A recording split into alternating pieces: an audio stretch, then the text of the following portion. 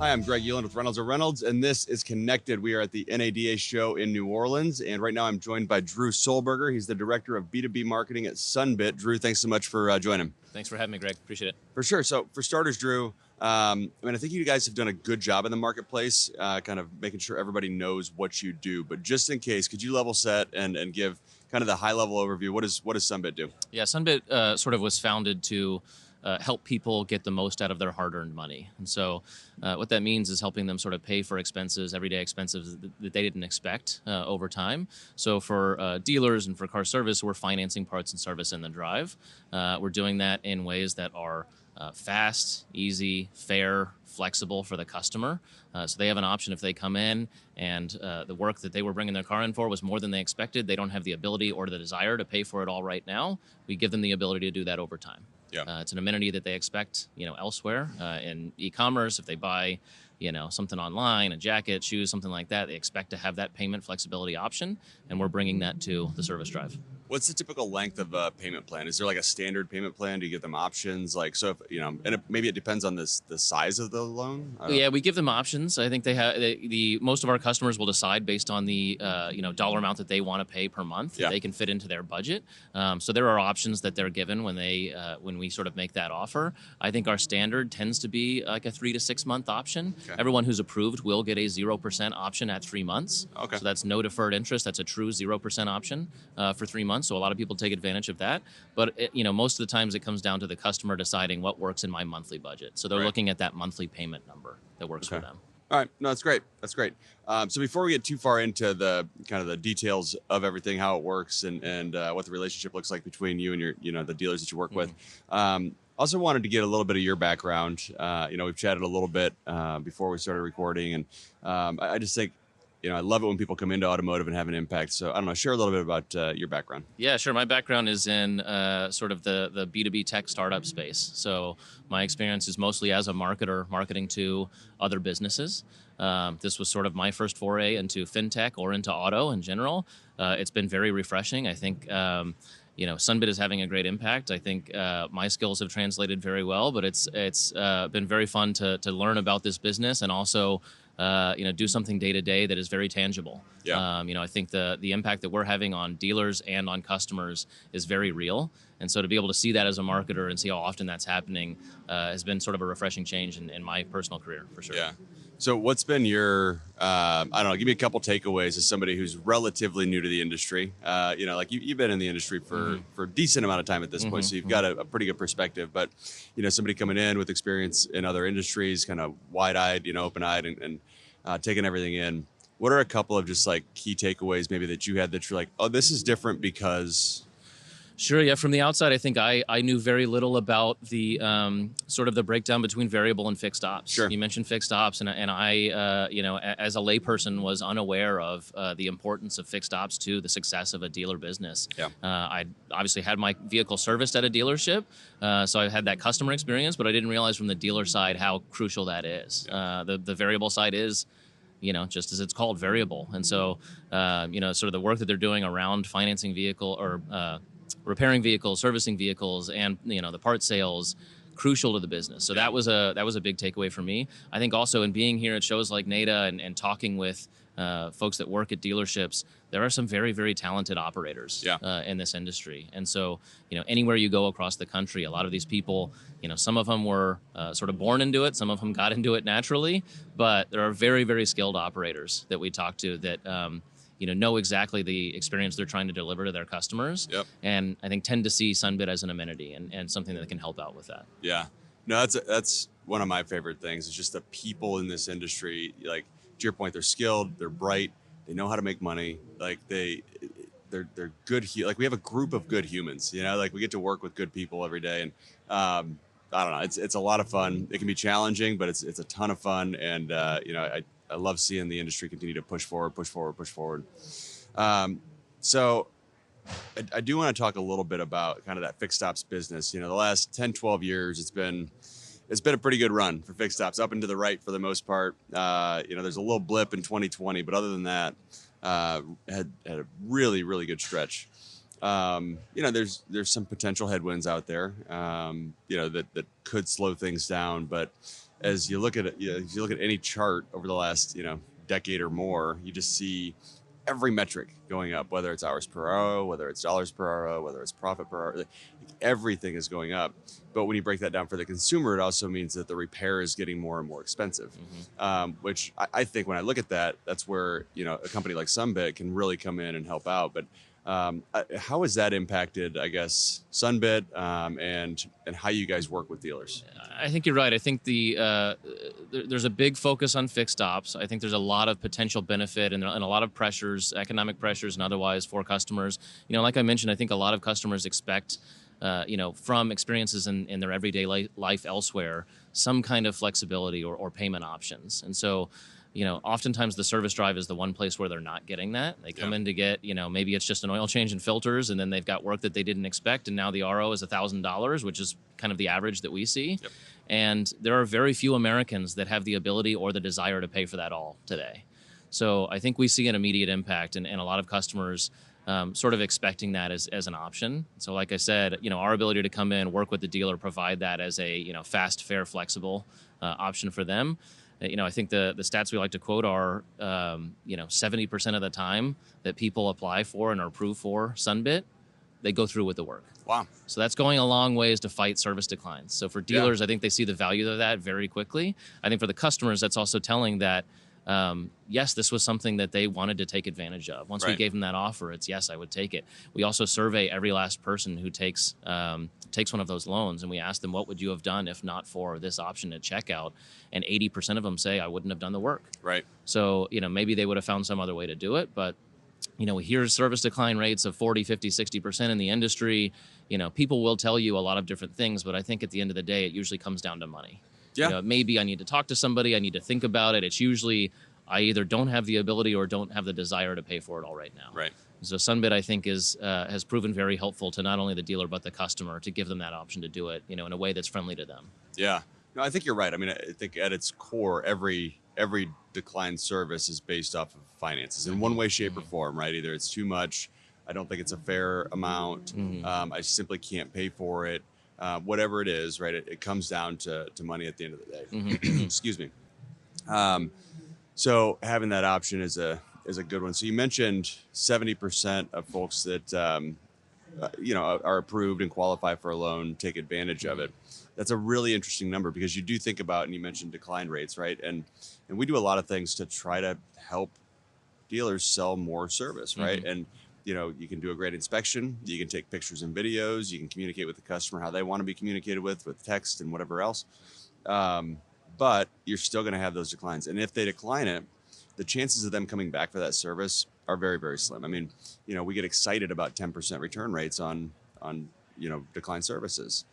So when you can get that many people to say yes before leaving the store, that has a huge impact.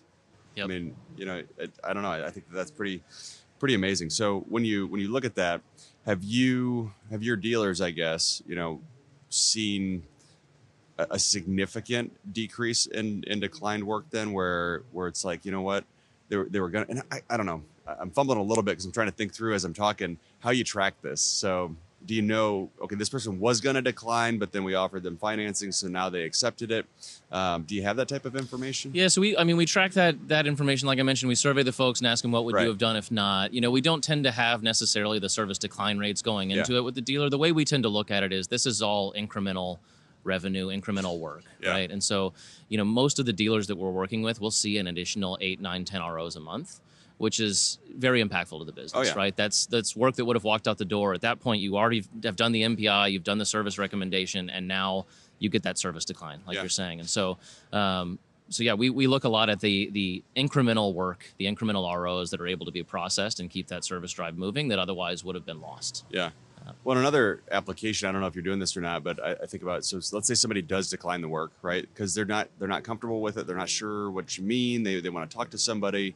Legitimately, just it's not even that they can't pay for it. It's that they want to think about it. They want to make sure it's something they need to do. So they decline the work. They leave the store, get their car back, and then you can follow up with them, right? And say, hey, Jim, by the way, you were approved for $2,000 or whatever the number is. if you'd like to get this work done, you can pay over time, 0 interest for 3 months or whatever the offer is. So you send that to the customer then, or you follow up as a service advisor with the customer. So what I'm getting at is through that application, have dealers seen more return business too? Versus instead of 10% of that work coming back, is it 50? I don't know. Yeah, it's a good question. I think, the experience as it is now with Sunbit is, for the dealers that are leveraging the technology, which is 9,500 now, it's well over half of the market. The ones that are doing it well, they make sure that that's part of the whole customer life cycle. You mentioned that everything that Reynolds is doing to make sure that whole customer life cycle, you're impacting all of it, from scheduling to MPI to check out, all of that, right? How they like to be communicated with, et cetera. The dealerships that are doing it well, they make sure that Sunbit is known the second that person comes in the dealership. And maybe even before, even when they're scheduling their service. It's, hey, you have an opportunity to see how much you might be able to pay for whatever the service recommendation is when you come in. And so we're thinking about that whole life cycle. I think the opportunity that we really see with Reynolds that you're getting to is that moment of service decline is the moment that you have to capture that that person from leaving the drive today. Right. And so, yes, that's definitely something we're focusing on. I think, our ability also to go find what these people have potentially in their wallets to pay for the service today that they might not know about. We can go ahead and pre-screen those folks. Yeah. So if we see like a service decline, for example, we can go pre-screen them and come back and say, hey, don't leave the drive. We have an option for you to be able to pay for this over time. Yeah. So that we think is going to go a long way to fighting those service declines. I think it's also part of our sort of broader vision of, if I walk into a service drive, I already know, my payment options before I come in. Similar to an e-commerce experience. You already know that they've got some ability for you to buy now and pay over time. We'd like to build that same thing for service drives. So let's talk about that for a minute, because I think Sunbit, without being in this industry, I don't know that consumer awareness is there around the brand, right? So if I'm going to get a loan, right, and a company's offers me a loan, but it's not Capital One, or it's not, fill in the blank, credit card, basically. How do you establish that trust? So there's probably a couple ways to do it, but I'm curious because, I didn't even think about it, but your title is B2B marketing, Director of B2B marketing. So is there a B2C marketing group as well?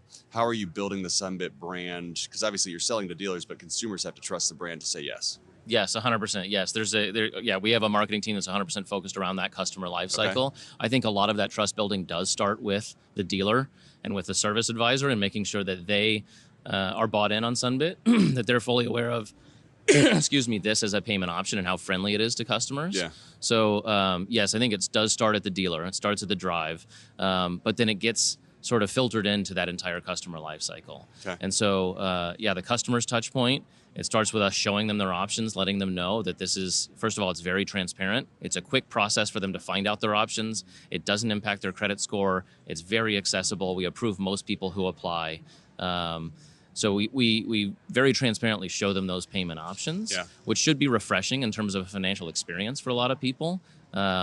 We show them that that the terms are all right there in front of them. I think the other thing that the way we try to build trust through the dealer, through the service advisor, and ultimately to the customer is the experience they get with us is unlike you might get with other financial institutions. Sure. We don't charge any kind of fees. So what you see is what you get in terms of the payment options you're provided. If you miss a payment, we're not charging you anything extra for that. Payment penalties, none of that, right? We have 100% US-based customer care. So if they do have an issue, they call in. They're going to talk to somebody that's a Sunbit employee that's based out in Las Vegas. So they get sort of that customer service level experience that they might not expect. So we do try to build that. We do a lot to build that with the customer as soon as we know about them, as soon as we're in contact with them.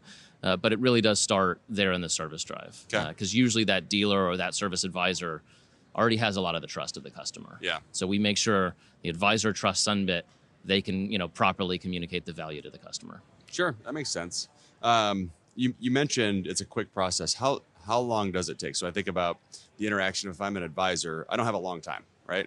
I have a couple minutes with that customer. They're going to say yes. They're going to say no. I'm going to take another swing at them, and that's the interaction.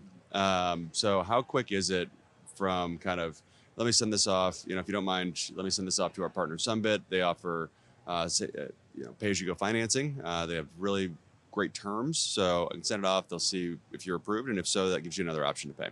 From that point, right? How long does it take for them to get a response back on, hey, this person's approved for this amount of money? The term we like to use is lightning fast. Okay. I mean, it's like from the time the info is sent to the time that they get the offer back. If that's the question, it's a matter of milliseconds. I mean, it's that quick. So it's immediate. Yeah. So the typical service drive that's using Sunbit right now, they've got a tablet interface. It's a simple scan of their driver's license or their government issued ID that just pulls in the information we need, which is very minimal. It's their name, their address, their date of birth. It's not their social. It's not how much money do you make. Do you rent or your own? It's none of that. Right. Once we've got that limited information, from the time that they click, that total offer amount is back in a matter of seconds. Okay. I mean, it's that quick that we show them, not just the payment options they have now, but here's the total amount you're approved for. So whatever you're talking with the advisor about on the drive, you've got, $5,000 that you can, mess with today, basically. And then they say, well, here's the RO amount. They type that in, or the advisor types that in. Then we build the custom offers for them based on, is it 3, 6, 12 months and beyond. So it's a matter of milliseconds that we come back with that data. That's great. Yeah. That's great. Do you have any dealers that white label it? So as I'm thinking about this, and you were talking about trust, and it starts with the dealer and it starts with the advisor. They do have, in almost every case, right? They have built a brand and they are trusted, which is why people are in their service drive. So is there an option to do that if a dealer wanted to say, hey, this is our pay-as-you-go option, or is it, our partner Sunbit? Is it completely separate? It's usually separate. I think, we work with, like I said, 9,500 dealerships, 24 of the top 25 auto groups, 15 different OEMs have endorsed us. I think the product looks the same pretty much across the board. Most of it is there on the drive. It's on that tablet. It's branded as Sunbit. I think what a lot of them will do is there are options to surface that, prior to them even being on the service drive. So we've got pre-qualification links that a lot of the dealers will put on their website. Say, here's where you can go check your options. At the end of the day... Do they incorporate that into the service scheduler? Sorry to interrupt, but do they incorporate that into the service scheduler on the website? Yes, a lot of them do. Okay. Yes, absolutely. A lot of them, again, I think that's part of the customer lifecycle. We want to make sure that they're aware of the options early and often. So they know, like, as they're even scheduling their service, you've got flexible, payment options when you come in. So I think it's at the end of the day, it's Sunbit offering the service. We also know that that's a reflection on the brand of the dealer, the group, the OEM, everyone else, right? Especially the dealer. And so we're servicing those payment options. They're going to get communications from Sunbit about paying those monthly bills. So we want to make sure that they're aware of Sunbit, at least in that sense. That we're the customer support line. That we're the ones talking with them about getting that bill paid off. So that said, I think the product looks pretty similar in just about every drive. But a lot of our dealers will try to incorporate it, very cleanly into their customer life cycle and on their web properties and anywhere else they can, as you mentioned, to get that in front of the customer as early and often as possible. Sure. No, that's great. That's great. So I want to talk a little bit too about one of the things I was curious about is what the relationship looks like between you and the dealer. So how does the dealer make any money off the financing? Or is the kind of the value prop for them really just, hey, look, you're going to get more work because more people can say yes, which is a great value prop. I'm not diminishing that in any way. I didn't know if there was more to the relationship. Yeah, that's basically it. I think you stated it cleanly. Yes. Again, what we're trying to fight is service declines. And we know that every dealer struggles with that. And you guys are fighting the same thing, right? Like it's 40, 50, 60% service declines. We know that there's a lot of work. There are a lot of ROs that are walking out the door. And so that's the benefit to the dealer. And like I said, 8, 9, 10 extra ROs a month. A lot of our dealers are doing easily 6 figures in incremental revenue on a monthly basis. So that's the value to them. Sort of the co-investment is in, the fee that we take on that transaction, which is minimal. It's basically a credit card transaction fee. And then we also, work on the financing on the back end. But the benefit to the dealer is 100% that additional revenue, which the ones that are making sure customers know about this as an option, again, early and often, are seeing, pretty substantial incremental revenue. I can imagine. I mean, you think about if an RO is, to your point, $1,000, right? And you pick up 10 of those or a dozen of those, like, it's a pretty good month. Yeah, exactly. That's a win. It's a big impact that's pretty a win, immediately. For sure. Yep. So I'm just listening to you talk about it. I love what you guys are doing. I really do. I think it's a simple, easy way to your point, help dealers get more ROs approved, right? And it's clean. So why aren't there, this is maybe a silly question, but why aren't there more companies that do this the same way you do or as well as you do? It is a good question. I think, like I mentioned, we've got 9,500 dealers on the program, which is kind of crazy. Yeah, more than half of the industry.